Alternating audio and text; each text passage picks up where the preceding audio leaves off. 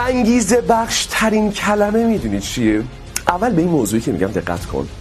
ببین تو هر چقدر یه زمانی رو به یه کاری اختصاص بدی، اون کار همون اندازه طول میکشه. مثلا با خودت بگی من این کار رو 1 ماه انجام میدم، 1 ماه طول میکشه. اما اگه بگی این کار رو من 1 هفته باید جمعش کنم، 1 هفته جمعش میکنی. این اصل پارکینسونه.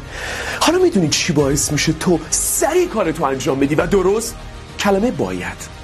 انگیزه بخشترین کلمه بایده. هیچ بایدی ما تو زندگی نداریم. ما هر کاری دلمون بخواد میتونیم انجام بدیم، اما این بایدها به ما انگیزه میدن. الان وقتی من به تو میگم تو میتونی امسال به اهدافت برسی، این بیشتر بهت انگیزه میده یا وقتی بگم تو باید امسال به اهدافت برسی؟ کدومش؟ رفیق، با تمام وجود میخوام بگم تو باید امسال به اهدافت برسی. تمام.